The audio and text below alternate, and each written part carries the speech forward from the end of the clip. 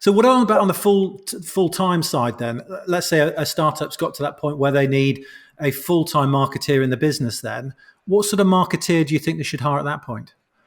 Yeah, I think the most fundamental thing here is, so you won't necessarily know your channels. You won't necessarily know, your long term. This is my audience. This is who I want to 100% sell into. Maybe you have some inklings. Maybe you have a good gut feeling. Fine.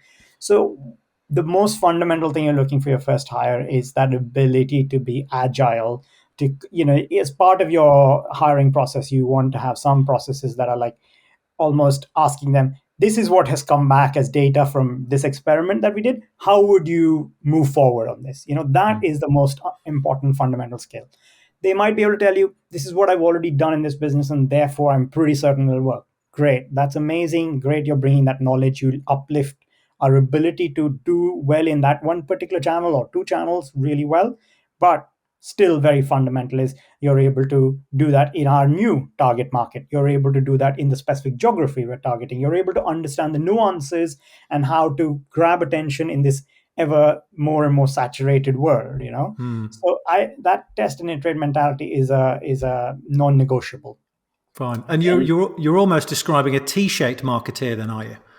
yeah, absolutely. I mean, so the T-shaped concept comes down to the notion that they should have more than one skill set, right? And Mm. that is, yes, absolutely true. You can't afford to be hiring someone who's only doing, they're only good at paid marketing, because in many ways, or unless that's your big bet, and that's, you're locking yourself into growing mainly through paid marketing. But why Mm. would you limit yourself to that? Get someone who can do a bit of paid, will be willing to dabble in. They need to be able to change that landing page, as we discussed. They need to be Mm. able to set up some emails to go be alongside some of those paid marketing campaigns, right?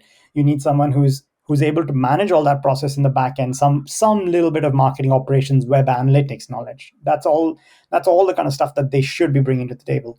But even more important than that is that concept that I don't know my audience really well. I will not go into this saying this is the absolute message that will always be first, front, and center. The person who says, this is the website and this is the tagline I'll have for the next year, that is not a fit for you, because Mm. you will be iterating on it. You should be iterating on it very frequently, right? So that's what I was going for. Yeah, fine. Fine. And I think we've discussed this notion of product marketers. So, what I would say to that is, in your early stages, your founders, by dint, good founders have a problem that they've identified and a solution, right? Mm. And they should at least be able to do some basic articulation of that problem solution fit. Mm. If you can't, then it's an uphill battle for you to be able to sell this business. You how are you going to convince investors to invest in you, right? So you should be able to do that, and your investment deck can become your first bit of product marketing. Essentially, you've sold that vision. You have an idea of what you're trying to achieve and how you can move the needle in the world, how you can bring a new solution to the market. That's your product marketing.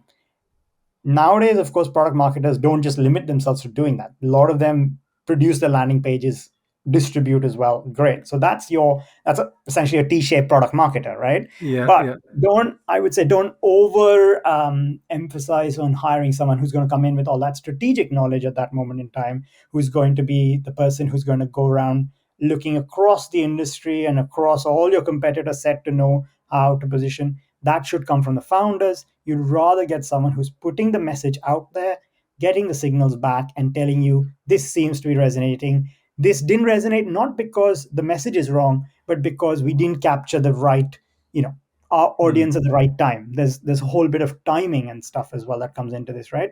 If you're Yeah. selling B2B, it's so much about, they're not ready to buy yet, but at least we got the right kind of engagement, and maybe there's another set of segment that will be ready to buy.